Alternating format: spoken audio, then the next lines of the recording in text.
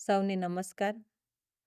સમગ્ર શિક્ષા Gandhinagar girls education શાખા દ્વારા એડોલેસન્સ એજ્યુકેશન પ્રોગ્રામ અન્વયે આજે બાળ સંવાદ કાર્યક્રમનું આયોજન કરવા જઈ રહ્યા છીએ, ત્યારે સ્ટેજ પર બિરાજમાન માનનીય સ્ટેટ પ્રોજેક્ટ ડાયરેક્ટર શ્રી, માનનીય additional state project director Shri, Gujarat રાજ્ય બાળ અધિકાર સંરક્ષણ આયોગના માનનીય અધ્યક્ષ મેડમ શ્રી, ગુજરાત રાજ્ય બાળ અધિકાર સંરક્ષણ આયોગના માનનીય સચિવ શ્રી, તેમજ ગર્લ્સ એજ્યુકેશન શાખાના માનનીય મેડમ શ્રી, તેમજ માનનીય જિલ્લા શિક્ષણાધિકારી શ્રી, માનનીય જિલ્લા પ્રોજેક્ટ કોઓર્ડિનેટર શ્રી, તેમજ બીઆરસી કોઓર્ડિનેટર્સ, સીઆરસી કોઓર્ડિનેટર્સ, શિક્ષકગણ, એસએમસી એસએમડીસીના સભ્યશ્રીઓ, વાલા બાળકો,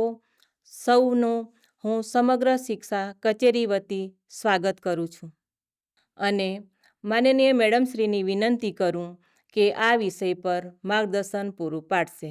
માનનીય મેડમશ્રી. નમસ્કાર આપ સૌને. રમીલાબેને વાત કરી એડોલેસન્ટ એજ્યુકેશન પ્રોગ્રામ અન્વયે આપણે દર વર્ષે રાજ્ય કચેરીથી પરિપત્ર મુજબની કામગીરી જિલ્લા કક્ષાએ, શાળા કક્ષાએ કરવામાં આવતી હોય છે. આપ સૌને ખબર છે મિત્રો કે એડોલેસન્ટમાં જે બાળકો તરુણીઓ છે એમાં વિવિધ પ્રકારની મુશ્કેલીઓનો સામનો કરવો પડતો હોય છે. તેમના શરીરમાં આવતા બદલાવ, શારીરિક ફેરફાર, માનસિક ફેરફાર, પરત્વે ઘણી બધી વિડંબણાઓ મનમાં ચાલતી હોય છે. તો આ બાબતે શાળામાં પણ એ લોકોને જ્યારે શિક્ષણની સાથે સાથે આવી મૂંઝવણોની પણ જો ઉકેલ મળે તો કેવી મજા આવે ભણવાની. તો એ દિશામાં આપણે આ ઉજાસભણી કાર્યક્રમ અન્વયે આપ સૌને ખબર છે કે અલગ અલગ વિષયો પર વાત કરતા હોઈએ છીએ. તો આજે આપણી વચ્ચે માનનીય સ્ટેટ પ્રોજેક્ટ ડાયરેક્ટર શ્રી, આપણા સમગ્ર શિક્ષાના વડા, માનનીય ડાયરેક્ટર સાહેબ, માનનીય એડિશનલ સ્ટેટ પ્રોજેક્ટ ડાયરેક્ટર સાહેબ, અને સાથે આપણને અલગ અલગ જે આજના વિષયો છે એમાં ખાસ કરીને બાળ અધિકારો અને બાળ સુરક્ષા, કઈ રીતે બાળકો આમાં સુરક્ષિત રહી શકે, એમની આ ઉંમરમાં કઈ રીતે એ લોકો સુરક્ષિત રહી શકે, એમનું શારીરિક સ્વાસ્થ્ય, માનસિક સ્વાસ્થ્ય, આ બધી બાબતો ઉપર આપણને ગુજરાત રાજ્ય બાળ સંરક્ષણ આયોગના માનનીય અધ્યક્ષ શ્રી ધર્મિષ્ઠા મેડમ આપણી સાથે છે, માનનીય સચિવ શ્રી ડીડી કાપડિયા સાહેબ જે નિવૃત્ત આઈએએસ છે, જે પણ આપણી વચ્ચે ઉપસ્થિત છે, અને આજે આપણે આ વિશે વાત કરવાના છીએ. તો મિત્રો, ખાસ જ્યારે હું વાત કરીશ કે બાળ સુરક્ષા આયોગ શું કામ કરી રહ્યું છે, તો તમને બધાને થોડીક હું માહિતી આપું કે જેમ આપણું શિક્ષણ વિભાગ બાળકોના શિક્ષણ ઉપર કામ કરી રહ્યું છે, બાળ વાટિકાથી ધોરણ 12 સુધીના શિક્ષણ માટે આપણે જ્યારે શિક્ષણ વિભાગ કામ કરી રહ્યું છે, એમ બાળકોના સંરક્ષણ, એમની સુરક્ષા માટે બાળ આયોગ કામ કરી રહ્યું છે. આ આયોગ 2012થી કામ કરી રહ્યું છે. આયોગનું કામ શું છે, મુખ્ય ઉદ્દેશ શું છે, તો બાળકોના જે અધિકારો છે એના વિશે બધાને અવગત કરવા, શાળા સાથે સંકળાયેલા બાળકો, શિક્ષકો, સમાજના આગેવાનો, શાળા વ્યવસ્થાપન સમિતિના સભ્યો, તમામે તમામ લોકોને આ બાબતો ઉપર વ્યવસ્થિત રીતે અવગત કરવા માટે સેમિનાર, વર્કશોપ, આવા પરિસંવાદોનું આયોજન કરીને પોસ્ટરો દ્વારા, રેલી દ્વારા, અલગ અલગ પ્રોગ્રામ દ્વારા દરેકને બાળ સુરક્ષા માટેના જે બાળકોના જે અધિકારો છે એના વિશે એ લોકોને અવગત કરવાના થાય છે. આપ સૌને ખબર છે કે બંધારણમાં નક્કી કરેલા બાળકોના અધિકારો છે. આપ સૌ બંધારણ ભણો જ છો મિત્રો, પણ આ બાળકો આ અધિકારો પર જાગૃત થાય, એ બાળકો પોતાના અધિકારો વિશે જાગૃત થઈને એના ઉપર અવાજ ઉઠાવે, એમના અધિકારોને ન મળતા હોય તો એના માટે એ લોકો વાત કરે, એના માટે બાળકોએ આ અધિકારો વિશે અવગત થવું ખૂબ જ જરૂરી છે. તો બાળ સંરક્ષણ આયોગ આ દિશામાં ખૂબ જ કામ કરી રહ્યું છે. સાથે સાથે બાળકોને પડતી મુશ્કેલીઓ માટે અલગ અલગ પોલિસીમાં પણ કોઈ જો ફેરફારો કરવા છે તો સરકારશ્રીને એની પોલિસીમાં પણ બદલાવ માટેની એ લોકો ભલામણો કરતા હોય છે. તો આવી રીતે આપણું આ બાળ સુરક્ષા જે આયોગ છે એની પર કામ કરતું રહ્યું છે. આપણે એમનો આજે ખૂબ જ સહયોગ મેળવવાના છીએ, કારણ કે આપણા આજના જે વિષયો છે એ છે બાળકોની સલામતી અને સુરક્ષા. એના માટેના અધિકારો, અધિનિયમો તમને બધાને ખબર જ છે કે પોક્સો એ બાળકોના અધિકાર અધિનિયમ, બાળકોની જાતીય સતામણી માટેનો એક કાયદો છે. આ કાયદો પ્રચલિત થયો ત્યારથી અત્યાર સુધી શું એની જોગવાઈઓ છે એ બધાની વાત આપણને કરવાના છે. માન્ય અધ્યક્ષશ્રી મેડમ આપણને મેદસ્વીતા, યોગ, કઈ રીતે બાળકો શારીરિક અને માનસિક સ્વાસ્થ્ય રહી શકે, સોશિયલ મીડિયાનો કઈ રીતે ઉપયોગ કરવો અને બાળકોની સુરક્ષા કઈ રીતે જાળવવી એની પર પણ આપણને વાત કરવાના છે. તો મિત્રો, હું વધારે સમય નહીં લેતા આપણા અધિકારીશ્રીઓ જે આપણી વચ્ચે ઉપસ્થિત છે એમનું આપણે માર્ગદર્શન લઈશું. પણ આપ સૌ પાસેથી અમારી અપેક્ષા એ છે કે આપ સૌ નોટ અને પેન લઈને બેસશો અને જે પણ કંઈ આજે આપ શીખી રહ્યા છો એને નોટ ડાઉન કરજો અને એના ઉપર મનોમંથન કરજો અને એને દ્રઢ કરવાનો નિશ્ચય કરજો. બરોબર? શિક્ષણ તો લેવાનું જ છે. જેમ આપણે ગણિત અને વિજ્ઞાન, ગુજરાતી આ બધું યાદ કરીએ છીએ એમ આપણા અધિકારો પણ આપણને મોઢા પર હોવા જોઈએ કે મારા અધિકારો શું છે. શિક્ષણ મેળવવાનો અધિકાર છે. બાળ લગ્ન હું કેમ કરું? બાળ લગ્ન અધિકાર એ પણ નાના વયે આપણું લગ્ન ન થવું જોઈએ, આપણને ખબર છે. તો આ બધી જ બાબતોથી આપ સૌ અવગત થાઓ અને એના ઉપર કામ કરો એવી અમારા સૌની અપેક્ષા છે. આશા છે કે આજનો આપણો જે એપિસોડ છે એ આપ સૌને ખૂબ જ ઉપયોગી થશે. તો આગળ વધતા આપણા સમગ્ર શિક્ષાના વડા, આપણા માર્ગદર્શક એવા આપણા માનનીય સ્ટેટ પ્રોજેક્ટ ડાયરેક્ટર શ્રી જે રણજીત કુમાર સાહેબને વિનંતી કરીએ કે સાહેબ આપણને માર્ગદર્શન આપે. આપ સૌને નમસ્તે.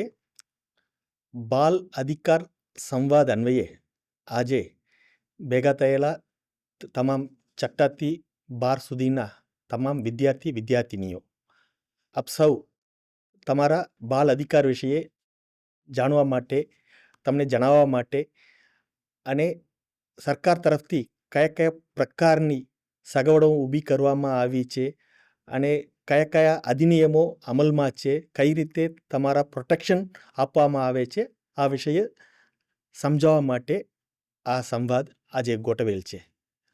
આમાં આપણે દીકરીઓ પુરાણા જમાનામાં ઘરમાં રસોડા પૂરતું રહેતા હતા. પછી હમણાં જ બહુ મહેનત કરીને સરકારો એમને બહાર લાવીને એમને શિક્ષણ આપવા માટે ઘણી પ્રયત્ન કરે છે. આમાં એમની જિંદગીમાં આગળ વધવામાં ઘણી બધી અવરોધો અને મુશ્કેલીઓ સામનો કરવો પડે છે. અને દૂર કરવા માટે જ આપણે જાતીય સતામણી અટકાવવા માટેનો અધિનિયમ પણ બનાવવામાં આવેલ છે. અને આપણે દીકરીઓને ઘણી વખત બધું આપણે શીખવાડીએ છીએ, પણ આપણે દીકરાઓને પણ શીખવાડવાની જરૂર છે. કેમ કે આ સમાજમાં પુરુષ સ્ત્રી બંને એક સાથે છે. બે બળદ ગાડી જેમ એક સાથે જવાની જરૂર છે. એટલે આપણા માનસિકતા પણ બદલાવાની આજથી જરૂર છે. ફક્ત છોકરીઓને તારે આ રીતે કરવી છે, આ રીતે ના કરવું એમ કહેવા કરતાં ફર્સ્ટ આપણા કુમારને, આપણે દીકરાઓને ફર્સ્ટ સમજાવીએ લેડી સાથે કઈ રીતે વર્તન કરવી છે, કઈ રીતે સમાનમાં રાખીને માન આપવું છે, એમની સાથે એમને કઈ રીતે મદદ કરવી છે. આપણે જ્યારે અમે સ્કૂલમાં હતા તે સમયે એવું કહેતા હતા, અમે એવું બોલતા હતા, આ ભારતના તમામ નાગરિકો મારા ભાઈઓ બહેનો છે. અને સાચા અર્થમાં આપણે સાકાર કરવા માટે આપણે દીકરાઓને પણ શીખવાડવાની જરૂર છે. અને આ ખાસ કરીને જે કામો છે, ઘણી વખત આપણે એવું લોકોના મનમાં કોમન બુદ્ધિમાં એવું છે, આ અમુક કામો લેડીઝનું કામ છે, અમુક જેન્ટ્સનું કામ છે, ઘરનું કામ, સાફ સફાઈનું કામ, ધોવાનું કામ, રસોઈનું કામ બધા લેડીઝ કામ એમ છે. એવું નથી. જે લોકો જમે છે, જે લોકો કપડાં પહેરે છે, એ બધા ધોવું પડે, જમવાનું બનાવવું પડે, બનાવવાની શીખવાની જરૂર છે. આ રીતે શરૂઆતથી આપણા મા બાપ પણ એમને આ રીતે ઉછેરવાની જરૂર છે. અને દીકરીઓ પણ એમના અધિકારોને જાણવાની જરૂર છે. આ દુનિયામાં તમને કોઈ પણ ખોટી રીતે હેરાન કરે નહીં, કરી ન શકે. આ માટે ઘણી બધી અધિનિયમો છે. એટલે દીકરીઓને કંઈ પણ અગવડ પડે તો, મુશ્કેલીઓ સામનો કરવો પડે તો એમને મદદ કરવા માટે સરકાર તરફથી ઘણી બધી સંસ્થાઓ બધું રેડી છે. એટલે આપે આવાજ ઉઠાવવાની જરૂર છે. ફર્સ્ટ આપણે દીકરીઓ બધા ગુડ ટચ બેડ ટચ વિશે જાણવાની જરૂર છે. આ વિશે ઘણી બધી વિડીયોઝ છે, મૂવીઝ છે. આ પણ આપણે દરેક શાળામાં બતાવીએ છીએ. ગમે ત્યારે કોઈ પણ વ્યક્તિ તમારી સાથે સારી રીતે વર્તન ના કરે તો સીધા મોટા અવાજમાં નો એવું અવાજ કરવાની જરૂર છે, જેથી સામેવાળા ડરી જાય, પછી તે માણસ ભાગી જાય. આપણે ભાગવાની જરૂર નથી. અને કંઈ પણ આવું ગેરવર્તન થાય તો સીધા આપણે નજીકના વ્યક્તિને જણાવવાની જરૂર છે. મોટાભાગે આપણા પપ્પા મમ્મીને, અમુકને પપ્પા મમ્મી ના હોય તો એમના વડીલને, જે દાદા દાદી, કાકા કાકી, જેના ઉપર તમારો વિશ્વાસ છે, ભલે એ બધા ના હોય, તમારા મિત્ર, એમને પણ કહેવાની જરૂર છે. અને ઘણી વખત દરેક બાળકને સ્કૂલમાં એક ટીચર તો વિશ્વાસપાત્ર હોય જ, એમને પણ તમે કહી શકો છો. અને બિનજરૂરી રીતે ડરવાની જરૂરત નથી. જ્યારે ખોટું કરવાવાળા ડરતો ના હોય તો ભોગ બનવાવાળા શા માટે ડરવાની જરૂર છે? આટલા માટે તમે લોકો મોટા અવાજથી બોલો. તમે ચિંતા કરવાની જરૂર નથી. સરકાર અને સરકારની તમામ સંસ્થાઓ તમારા પડખે રહે છે જ. એટલે આપ સૌ તમારા અભયમ હેલ્પલાઇન હોય અને ચાઇલ્ડ હેલ્પલાઇન હોય, આવા તમામ વિગતો તમારી શાળામાં અમે પોસ્ટર સ્વરૂપે પણ રાખીએ છીએ. આનો લાભ લઈ લેજો અને તમે ચિંતા મુક્ત રહો અને આત્મવિશ્વાસ સાથે આગળ બઢો. આ માટે સરકાર તમારી સાથે હંમેશા રહે છે. સરકારી વહીવટી તંત્ર પણ તમારી સાથે છે. એવું કહીને વિરમું છું. આભાર. ખૂબ ખૂબ આભાર સાહેબ. આપ સૌએ બાળકોની શું ફરજો છે, તમામ સ્ટેક હોલ્ડરની શું ફરજો છે, એના વિશે આપે ખૂબ સરસ અવગત કરે. બાળકો ના પાડતા શીખે, અવાજ ઉઠાવતા શીખે, એ વિશે સાહેબે આપણને ખૂબ સુંદર માર્ગદર્શન આપ્યું. આપણે પણ સાહેબને પ્રોમિસ કરીએ કે આપણે કોઈ પણ પરિસ્થિતિનો સામનો એકદમ દ્રઢતાથી કરીશું અને અવાજ ઉઠાવીને વાત કરશું. Thank you sir. તો આગળ વધતા માનનીય additional state project director Shri doctor M Patel સાહેબને પણ વિનંતી કરીએ કે બાળકોને માર્ગદર્શન આપે આજના વિષય સંદર્ભે. માનનીય સાહેબ શ્રી. સમગ્ર શિક્ષાના માધ્યમથી બાળકોને જાગૃત કરવા માટે અને સાથે સાથે જે વડીલો છે, બાળકોના પિતાશ્રી, એમના ગાર્ડિયન છે, એમને પણ જાગૃત કરવા માટેનો આ કાર્યક્રમ યોજાઈ રહ્યો છે. વિશેષ માર્ગદર્શન રાજ્ય બાળ આયોગના અધ્યક્ષ ધર્મિષ્ઠાબેન ગજ્જરશ્રી પણ આપણને આપશે. સાથે સચિવ શ્રી કાપડિયા સાહેબ પણ ઉપસ્થિત છે, એ પણ માર્ગદર્શન આપશે. મફત અને ફરજિયાત શિક્ષણ એ બાળકનો મૂળભૂત અધિકાર છે. 6 થી 14 વર્ષના બાળકો ફરજિયાત શિક્ષણ મેળવે એ બંધારણીય જોગવાઈ છે. વિવિધ ઘટનાઓ બનતી હોય છે ત્યારે બાળકો સાથેના દૂર વ્યવહાર હોય કે એમનું જાતીય શોષણ થતું હોય છે, ઘણી વખત એવા પણ ન્યૂઝપેપરમાં સમાચાર આવતા હોય છે. ત્યારે એ બાબતની આખી અલગ કોર્ટ પણ સરકારે સ્થાપેલી છે, પોસ્કો એક્ટ હેઠળ. એના કેસ ચલાવી ઝડપથી એનો પણ ન્યાય મળતો હોય છે. ખાસ કરીને સમાજમાં બાળકોના અધિકારો વિશે જાગૃતિ ફેલાય. તંદુરસ્ત બાળક ભવિષ્યનો સારો નાગરિક બને તે માટેની એનું આરોગ્ય સારું રહે, શિક્ષણનો અધિકાર મળે, સાથે સાથે એને પૂરતું પોષણ મળી રહે, એ એટલું જ મહત્ત્વનું છે. જ્યારે રાજ્ય બાળ આયોગનું સારી રીતે હવે કામગીરી ચાલી રહી છે ત્યારે એમના માધ્યમથી પણ સમગ્ર રાજ્યના લગભગ 24 જેટલા જિલ્લાઓમાં એમને મુલાકાત લીધેલી છે. દર વર્ષે આપણે બાળકોના અધિકારો વિશે જાગૃતિ બાબતના સેમિનારો કરતા હોઈએ છીએ. આજે વર્ચ્યુઅલ માધ્યમથી જ્યારે આ કાર્યક્રમ કરી રહ્યા છીએ ત્યારે તમામ બાળકો અને જે CRC, BRC અને જે સમગ્ર શિક્ષાના જે પ્રતિનિધિઓ છે, તમામને હું ખાસ વિનંતી કરું છું કે આપ સાથે મળીને બાળકોના અધિકારો વિશે આપણે જાગૃત કરીએ. સમયાંતરે એ બાબતનું પોસ્ટર પણ આપણે સમગ્ર શિક્ષા અને રાજ્ય બાળ આયોગના માધ્યમથી આપણે પહોંચાડવામાં આવશે. તો બાળકો એમના અધિકારો વિશે જાગૃત થાય અને જો એને ખરેખર કોઈ અન્યાય થતો હોય, એના જે બંધારણીય જોગવાઈ મુજબનો એને મળવાપાત્ર જે હક છે એનાથી એને વંચિત રાખવામાં આવતો હોય, જે રીતે આપણે વાત કરી ફરજિયાત શિક્ષણ, એ રીતે જો કોઈ સ્કૂલમાં ડ્રોપ આઉટ થયો હોય બાળક, તો પણ આપણે સમગ્ર શિક્ષાના માધ્યમથી સર્વે કરીને પણ બાળકને વય કક્ષા મુજબ નામાંકન કરતા હોઈએ છીએ. એટલે આજે ખાસ કરીને બાળકોના અધિકારોની જાગૃતિ વિશેનો જે આ કાર્યક્રમ છે એમાં હું રાજ્ય બાળ આયોગના અધ્યક્ષ ધર્મિષ્ઠાબેન, એમના સચિવ શ્રી કાપડિયા સાહેબ અને અમારી ટીમ ગર્લ્સ એજ્યુકેશનના દર્શનાબેન અને સમગ્ર ટીમને હું અભિનંદન આપું છું કે આ કાર્યક્રમનું આયોજન કરી બાળકોના અધિકારો વિશે જાગૃતિ ફેલાવવામાં ખૂબ આ કાર્યક્રમ ઉપયોગી થશે એવી આશા રાખું છું. ધન્યવાદ. માનનીય સાહેબશ્રી દ્વારા ખૂબ સુંદર રીતે તમામ સ્ટેકહોલ્ડરની શું જવાબદારી છે, સમાજની શું જવાબદારી છે, બાળકોએ કઈ રીતે આગળ વધવું જોઈએ, જેમ શિક્ષણ મેળવવાનો અધિકાર છે એમ સુરક્ષાનો પણ અધિકાર છે. તો આ બાબત ઉપર આપણે બધા જ અવગત થયા. માનનીય સાહેબનો ખૂબ ખૂબ આભાર. કાપડિયા સાહેબને વિનંતી કરીએ આપણને માહિતગાર કરશે. નમસ્કાર. આજે અમારી સમક્ષ અમારી સામે બેઠેલા શાળાના વાલા બાળકો, શિક્ષક મિત્રો, બીઆરસી, સીઆરસી, શિક્ષણ વિભાગના જિલ્લા કક્ષાના અધિકારીશ્રીઓ અને એસએમસીના સભ્યો એટલે કે સર્વે વાલીશ્રીઓને ગુજરાત રાજ્ય બાળ અધિકાર સંરક્ષણ આયોગ તરફથી આપનું હાર્દિક સ્વાગત કરું છું. આજે અમે સર્વ શિક્ષા કચેરી અને એના માધ્યમથી આપની સમક્ષ આવ્યા છીએ. સુરક્ષાનો અધિકાર.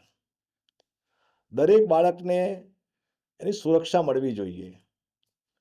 એના ઘરમાં હોય, ઘરથી બહાર જાય ત્યારે, શાળાએ જાય ત્યારે, કોઈ પણ જગ્યાએ બાળક જાય તો હંમેશા એ સુરક્ષિત અને સલામત રહે, તો એ માટે સુરક્ષાનો અધિકાર આપવામાં આવ્યો છે. બાળકનું શોષણ ના થાય, બાળક બાળમજૂરીમાં ના જઈ શકે, કોઈ બાળક ભિક્ષાવૃત્તિમાં ના જાય,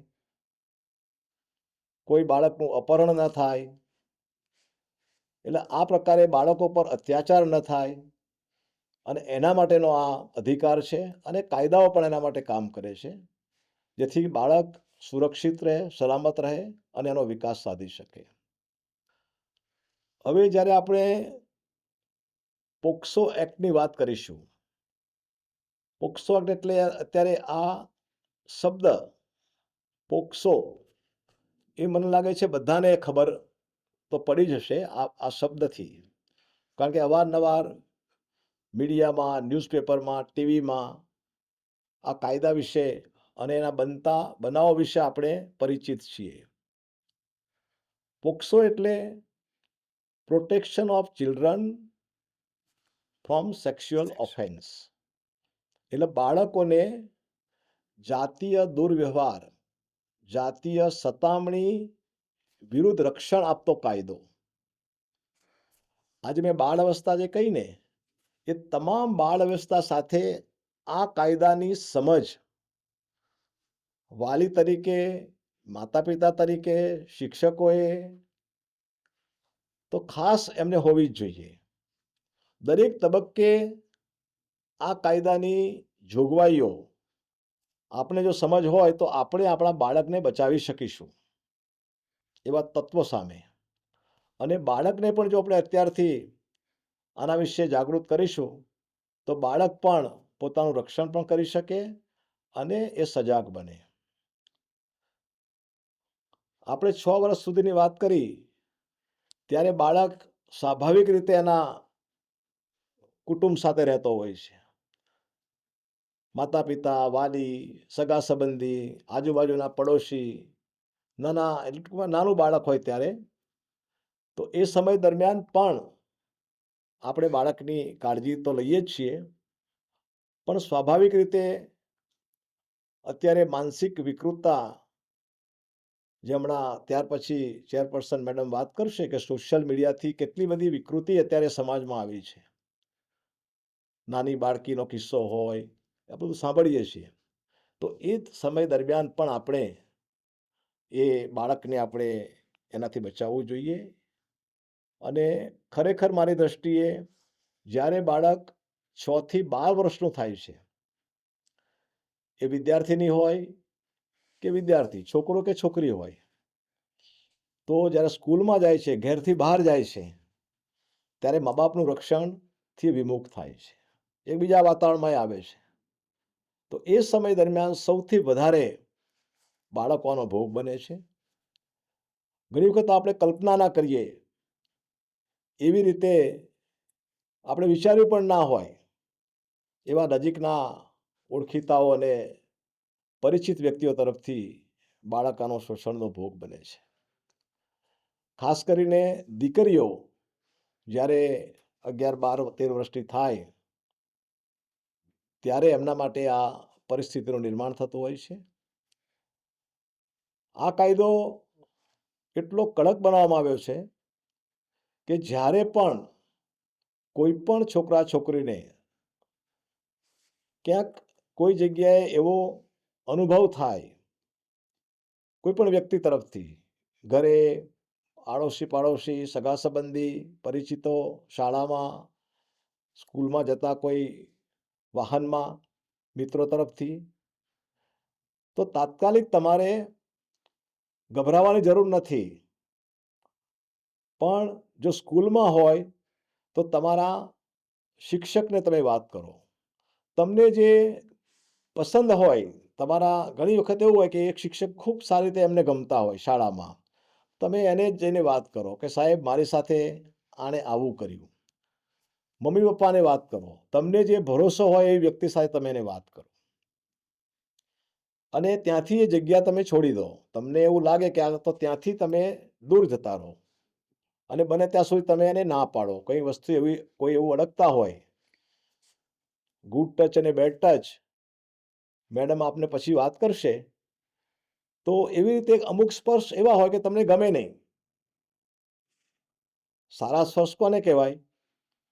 કારણ કે આ જાતીય સત્તામણીમાં સૌથી પહેલા શીખવવાની જરૂર આપણે સમજવાની જરૂર આ છે કે મા બાપ જ્યારે પ્રેમથી તમને હાથ ફેરવે માથા ઉપર, કે તમારા ખભો થાબડે, પીઠ થાબડે, ચુંબન કરે માતા પિતા, તો એ તમારો વાલભર્યો સ્પર્શ કહેવાય. દાદા દાદી, નાના નાની ખોળામાં બેસાડીને તમારી સાથે વાલ કરે તો એ તમારો એક સારો સ્પર્શ કહેવાય. પરંતુ જ્યારે અપરિચિત વ્યક્તિ તમારી સાથે આવું કંઈક કરે, તમને કોઈ ચોકલેટની લાલચ આપે, તમને એકલા હોય ત્યારે તમને બોલાવે, તમને ગમે નહીં એવી જગ્યાએ તમને અડે, ખાસ કરીને તમારા શરીરના અંગોમાં, ખાસ કરીને નીચેના ભાગોમાં, તો આ બધી વસ્તુ ત્યારે તમને ખૂબ પોતાને એવું લાગે, તમને ગમે નહીં કે આ સ્પર્શ મારા મમ્મી પપ્પા જે સ્પર્શ કરે છે, જે મને અડે છે, એવો સ્પર્શ નથી. એ તરત જ સ્વાભાવિક રીતે હું માનું છું કે 8મા 9મા ધોરણમાં ભણતી બાળકી કે છોકરાને ખ્યાલ આવી જાય છે. આ સમય દરમિયાન તમારે એને ધક્કો મારીને પણ બહાર નીકળી જવું જોઈએ. માતા પિતાને વાત કરાય, શિક્ષકોને વાત કરાય, અને જેવી વખત આવે તે ખબર પડે તો તાત્કાલિક રીતે, ધારો કે રિપીટેશન આ થતું હોય, સ્કૂલમાં થતું હોય, ટ્યુશનમાં કંઈક થતું હોય, કોઈ જગ્યાએ જતા હોય ત્યારે થતું હોય, તો વાલીની ફરજ છે પોતાના બાળકને બચાવવાની. તો 1098 આને ચાઇલ્ડ હેલ્પલાઇન કહે છે. આ બધાએ દરેક બાળકોના એના પુસ્તક ઉપર, એની નોટ ઉપર લખી લેવું જોઈએ. એને બધાએ આ મોટા અક્ષરથી બાળકોને ખબર હોવી જોઈએ. 1098. અને દરેક વાલીને પણ ખબર હોવી જોઈએ, શિક્ષકોને પણ ખબર હોવી જોઈએ, અને શાળાએ પણ એક જગ્યાએ વ્યવસ્થિત બધા લોકો જોઈ શકે એ રીતે આ ચાઇલ્ડ હેલ્પલાઇનનો નંબર, જેમ આપણને 108 કેમ બધાને મોડે થઈ ગયો છે, કોઈ બીમાર પડે, એક્સિડન્ટ થાય એટલે ફટાફટ 108ને બોલાવો, 108ને બોલાવો, એમ આ 1098 છે એ બાળકો માટે ખૂબ જરૂરી છે. તમે ત્યાં ફોન કરશો એટલે તાત્કાલિક ત્યાંથી ટીમ આવી જાય અને ગુના કરતા વ્યક્તિને પકડી જાય. એવી જ રીતે તમે પોલીસને પણ ફોન કરી શકો. 100 નંબર છે, 100, તો આ પણ ત્યાં લખવો જોઈએ. ઇમરજન્સી નંબરો ઘણી બધી સ્કૂલોમાં મેં જોયા છે અમારા પ્રવાસ દરમિયાન, અને જ્યારે જિલ્લામાં અમે નોકરી કરતા હતા તો દરેક સ્કૂલોની વિઝિટમાં અમે ખાસ આગ્રહ રાખતા હતા કે ઇમરજન્સી નંબરો દરેક સ્કૂલોમાં હોવા જોઈએ. તો આ 100 નંબર પણ તમે ફોન કરશો તો પોલીસની ટીમ આવી જાય. એટલે દરેક બાળકે ગભરાવાની જરૂર નથી. આ નંબર પર તમે તમારા ટીચરને કહી શકો, વાલીને કહી શકો, અને મોટા થાય તો પોતે પણ તમે તમારા મિત્રને પણ મદદરૂપ થઈ શકો. એટલે મિત્રો, આપણે વધુ વાત ન કરતા પોક્સોના એક્ટ વિશે ખાસ કરીને વાલીઓ અને શિક્ષકોએ ખૂબ જાગૃત થવાની જરૂર છે. એમાં સૌથી વધારેમાં વધારે કડકમાં કડક શિક્ષા છે. કોઈ પણ પ્રકારનો વ્યક્તિ આવી રીતે તમારા બાળકને કે આપણા વિદ્યાર્થીઓને જો હેરાન થતો હોય અને આ પ્રમાણે ફરિયાદ થાય તો પોલીસે 24 કલાકની અંદર ફરજિયાત એફઆઈઆર કરવાનો નિયમ છે આ કાયદામાં. એમાં ચાલશે નહીં કે ભાઈ ચાલશે ચલો જવા દો, આવું તો યાર કંઈક પહેલી વખત થયું. પણ 24 કલાકમાં ફરજિયાત એફઆઈઆર કરવાની જોગવાઈ આ કાયદામાં આપેલી છે. અને એફઆઈઆર થાય એટલે આપણને ખ્યાલ છે ને, એ વ્યક્તિને પકડી જાય, એની પર કેસ થાય. અને એ જ રીતે એ જ્યારે પુરવાર થાય તો એમાં 3 વર્ષથી શરૂ કરીને 10 વર્ષ સુધીની સખતમાં સખત કેદની જોગવાઈ છે. આજીવન કેદની પણ જોગવાઈ છે. જે પ્રકારે એણે જાતીય સતામણી કરી હોય એ પ્રમાણે સ્પેશિયલ કોર્ટ છે આની, પોક્સોની. આ સામાન્ય બીજી બધી કોર્ટ જેવી નહીં, પણ આના માટે એક સ્પેશિયલ કોર્ટ દરેક જિલ્લામાં સરકારે રચી છે. એટલે તાત્કાલિક એની સુનાવણી થાય. જે કસૂરવાર હોય એને પોલીસ રજૂ કરે અને જે ભોગ બનેલ બાળક છે એ બાળકને કેમેરાની સામે એને પ્રત્યક્ષ નથી કરવાનું, એની ઓળખ છુપાવવાની છે, જેથી કરીને એને કોઈ પ્રોબ્લેમ ન થાય. એ બાળકનું નામ પૂછવાનું નથી, એની જાતિ પૂછવાનું નથી, એની સાથે કોઈ ભેદભાવ રાખવાનો નથી. એ છોકરો હોય કે છોકરી હોય, બધા સરખા. અને એ રીતે એની ખબર ના પડે એવી રીતે એ કેમેરામાં કોર્ટ એનું નિવેદન લેશે, જેથી કરીને કોઈ બાળકને પણ એવું ના થાય કે મને કોઈ પોલીસ બોલાવે છે કે કોર્ટમાં જવાનું થાય છે. એની સાથે મૈત્રીપૂર્ણ વ્યવહાર કરવામાં આવે છે. એટલે વાલીઓ ચિંતા કરવાની જરૂર નથી. ખાસ કરીને વાલીઓ એટલા માટે ચિંતા કરે છે કે જવા દો ને, આવું થયું તો હવે ભૂલી જશે, અથવા આપણે આપણા બાળકને ત્યાંથી હટાવી લઈએ. પણ મહેરબાની કરીને એવી ભૂલ નહીં કરતા. આપણે ક્યારેક આપણા એક સમાન માટે, કે જેને કહેવાય ને કે ભાઈ આપણી વાત કોઈ જાણી જશે ને સમાજમાં વાત બહાર આવશે, અને ખાલી આવી બધી બાબતોમાં આપણે ગભરાવાની જરૂર નથી. જો તમારે ખરેખર બાળકને સુરક્ષા આપવી હોય અને બાળકને આવા જાતીય શોષણ, જાતીય સતામણી, અને તમે જુઓ છો કેવા ગંભીર પ્રકારના કિસ્સાઓ જ્યારે આપણે ચલાવી લઈએ છીએ ત્યારે એવા થાય છે. જો શરૂઆતથી જ તમે આને બંધ કરવાનો પ્રયત્ન કરો તો કોઈની હિંમત નથી કે તમારા બાળકને ટચ કરે ખરાબ રીતે, અને આવું દુર્વર્તન થાય. એટલે હંમેશા તમે કાયદાની જોગવાઈનો ઉપયોગ કરો.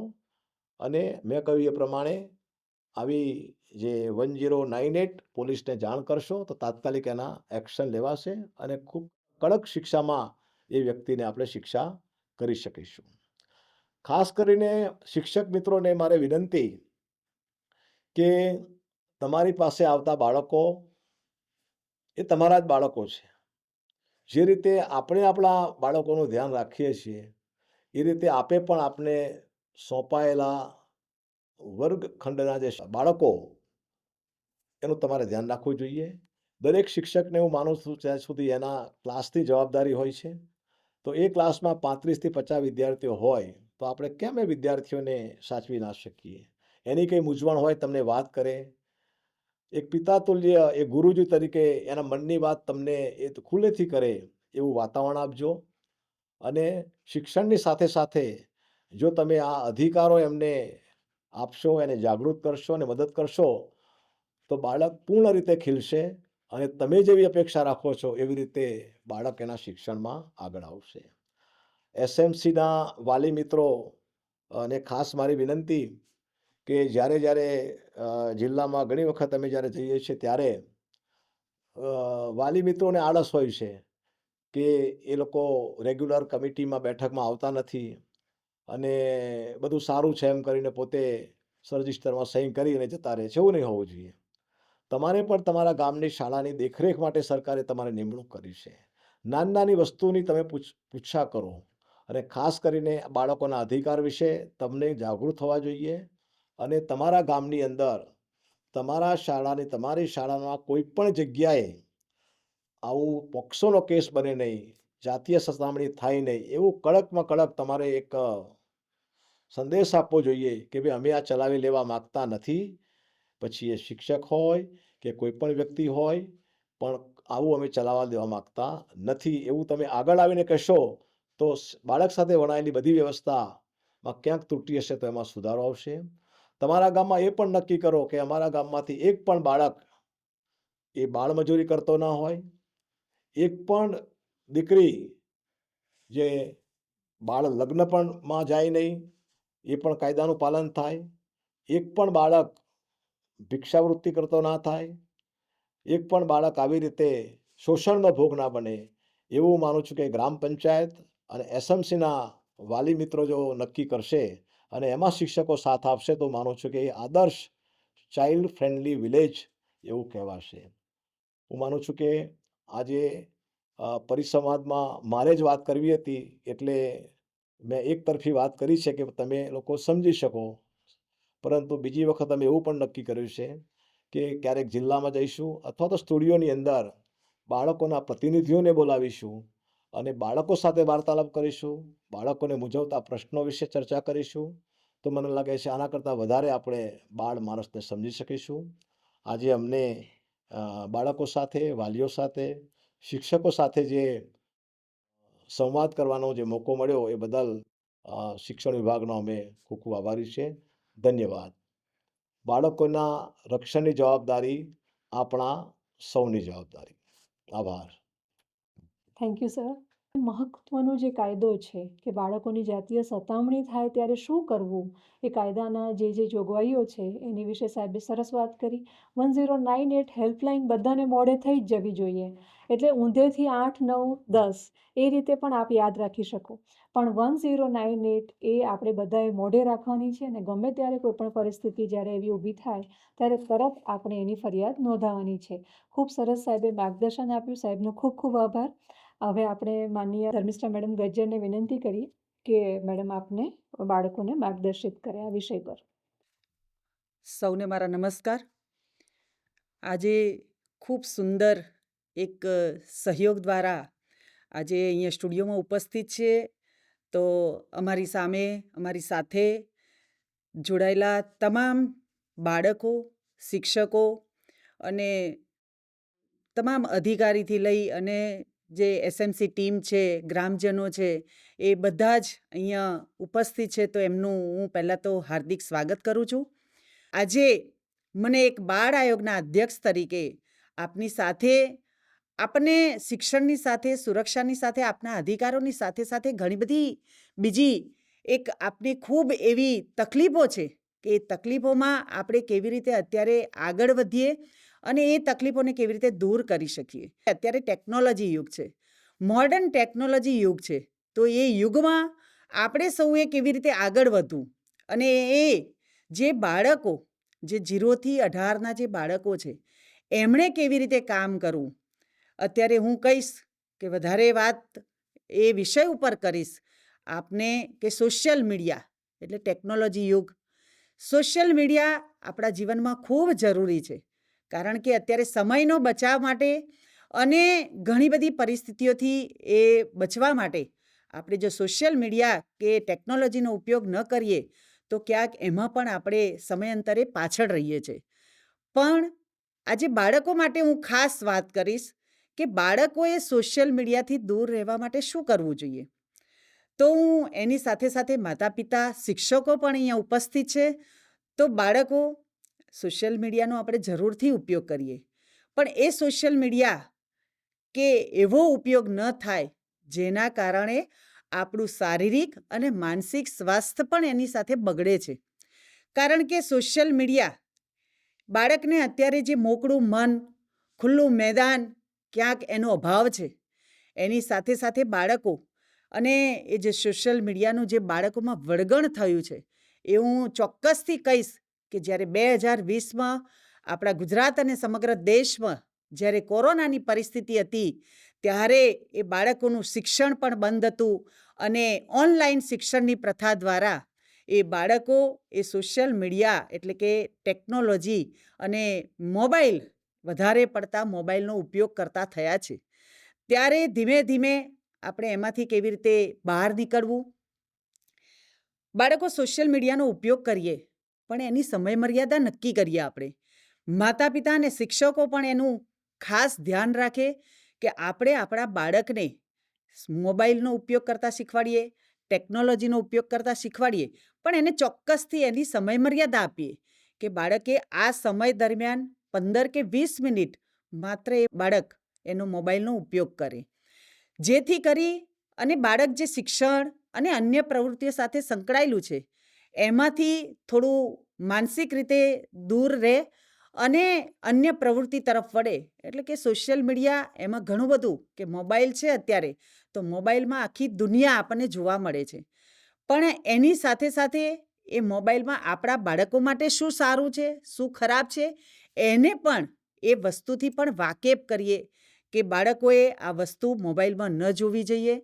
એટલે હું આજે આ વિષય દરમિયાન ચોક્કસથી બાળકો અને માતા પિતા અને શિક્ષકોને કે સોશિયલ મીડિયાથી બાળક વધારે પડતો એનો ઉપયોગ ન કરે, કારણ કે બાળક એક સમયે અડધો કલાક કે કલાક એ મોબાઈલ સાથે લઈને બેસશે તો એનો શારીરિક વિકાસ પણ રૂંધાય છે, એની ગતિવિધિ પણ રૂંધાય છે અને બાળક એકલતાપણું એ જે વાતાવરણ ઊભું કરે છે એની સાથે ક્યારેક કોઈ પરિવારના લોકો એની સાથે વાત કરવા જતા હશે ને તો એ બાળક મોબાઈલમાં એટલો વ્યસ્ત થાય છે ને તો એ લોકોને એમની સાથે વાત કરવી પણ નથી ગમતી. એટલે આજના દિવસે હું માતા પિતા અને શિક્ષકોને તમામને વિનંતી કરીશ અને બાળકોને પણ ખાસ વિનંતી કરીશ કે બાળકો આપણે સોશિયલ મીડિયાનો એટલો પણ ઉપયોગ ન કરીએ જેના કારણે આપણી સ્વાસ્થ્ય ઉપર ખૂબ ગંભીર અસર થાય અને એનો દુરુપયોગ આપણાથી ન થાય એ માટે પણ આ સમયમાં આપણે સાવધાન રહીએ.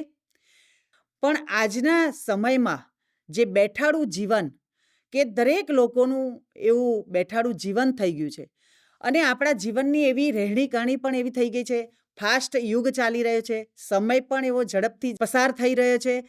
તમામ લોકોને એવી ઘણી બધી જગ્યાએ કે પોતાના વ્યવસાય દરમિયાન, પોતાના ઘરકામમાં દરમિયાન કે ક્યાંક બાળકો સાથે પણ એવો સમય વિતાવવાનો જે સમય નથી આપણને મળતો, એની સાથે સાથે બાળકો પણ એવા બેઠાડું જીવનના ભોગ બન્યા છે કે ક્યાંક બાળક સવારે 6 વાગ્યાથી ઉઠ્યું હોય તે બપોરે 2 કે 3 વાગ્યા સુધી શાળામાં પસાર કરે છે, એનું જે સમય છે તે ત્યારબાદનો જે સમય છે એ બાળક પોતાના ટ્યુશન કે નાની મોટી બીજા એના અભ્યાસની પ્રવૃત્તિ હોય છે કે હોમવર્ક કરતું હોય કે એમાં પોતે પોતાનો સમય વિતાવે છે.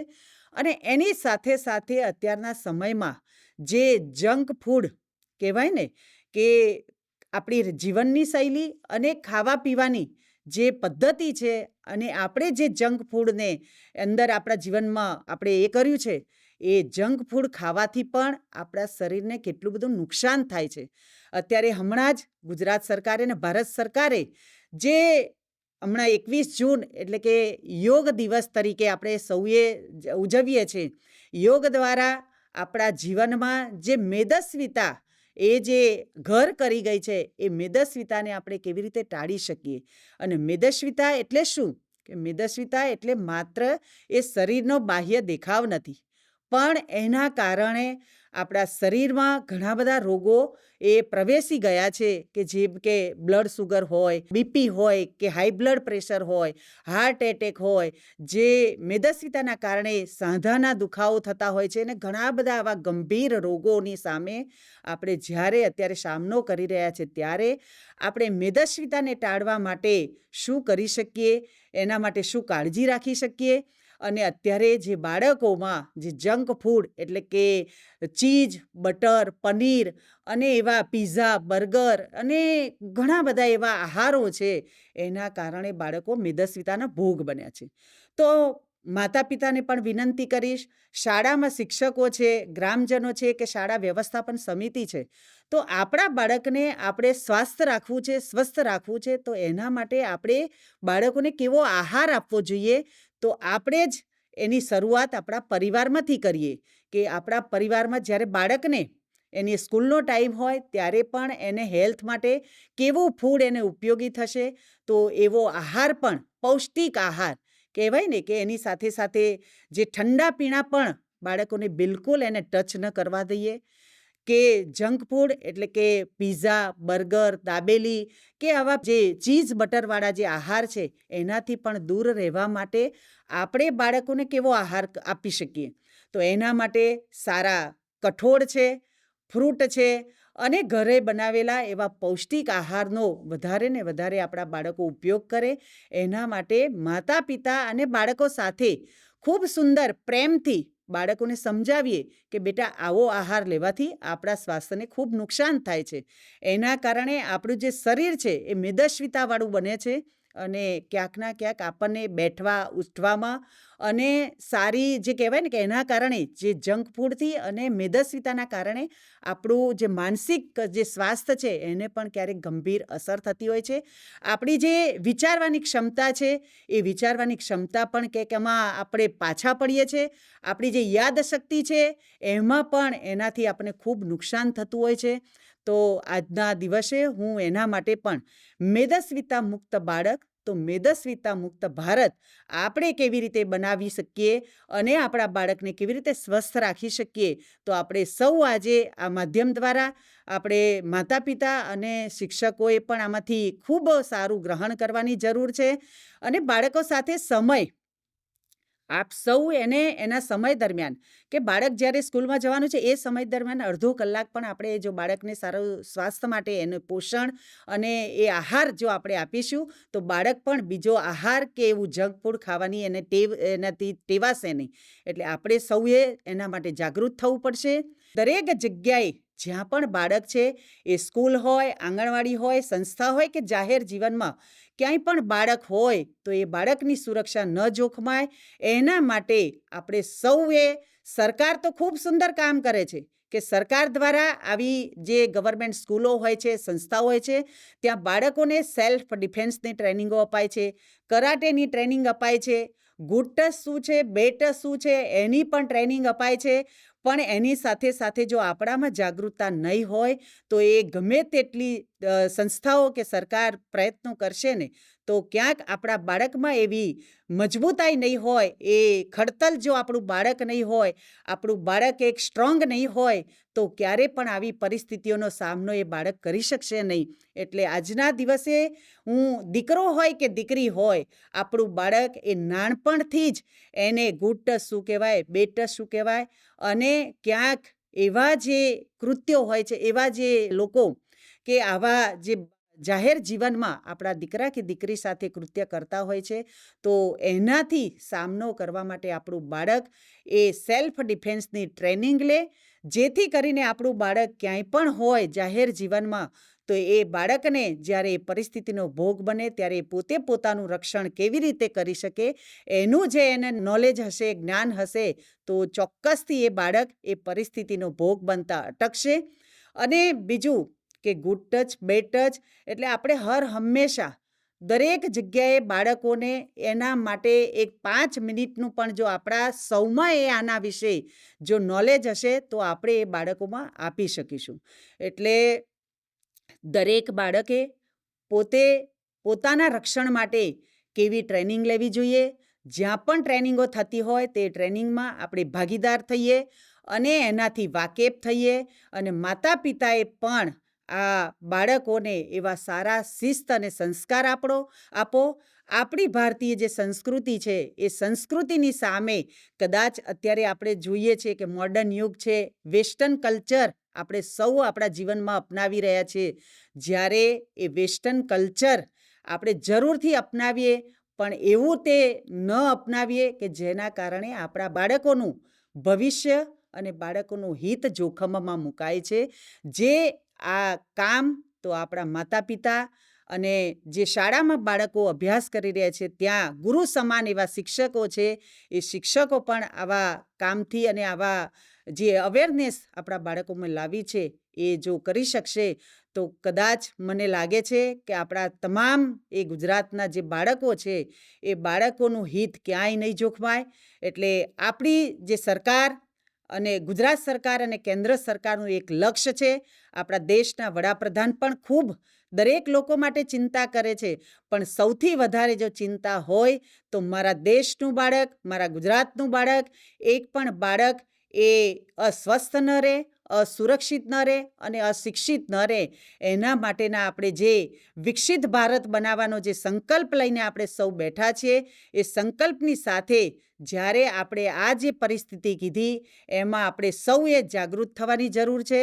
એ જ આજના દિવસે આપણે આપ સૌ અહીંયા ઉપસ્થિત છો તો તમામને નમ્ર વિનંતી કરું છું કે આ બાબતોથી આપણે વધારે ને વધારે અવેરનેસ ફેલાવીએ અને જ્યાં પણ કોઈ આનાથી અજાણ હોય તો આ માહિતી આપણે સૌ શેર કરીએ અને આપણા તમામ બાળકોને એ સુરક્ષિત બનાવીએ એના માટેની આપણે ચિંતા કરીએ અને આપણા ઉજ્જવળ ભવિષ્ય, આપણા બાળકોનું ઉજ્જવળ ભવિષ્યનું નિર્માણ કરવું છે.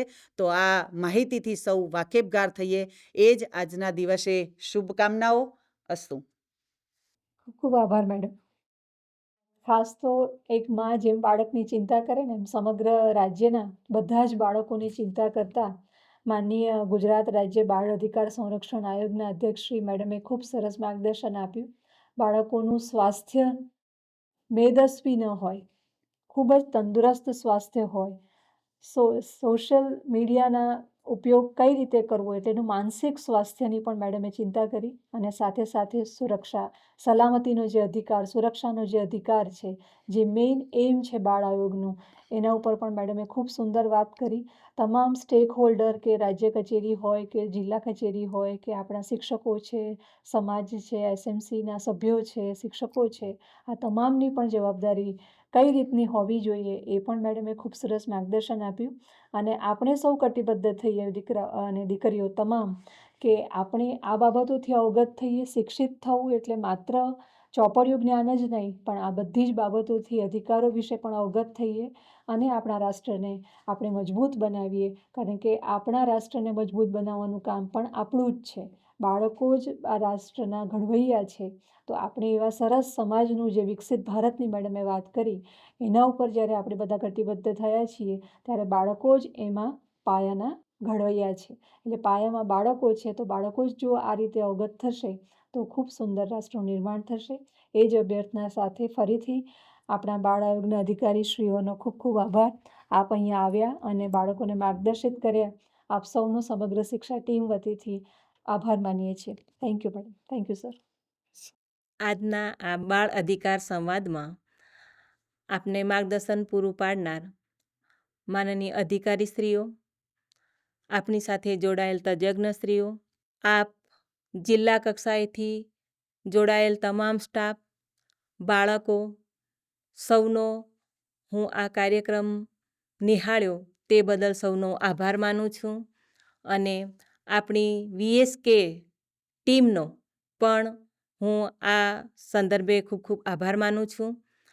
હવે ફરી નવા એપિસોડ સાથે આપણે ફરી મળીશું.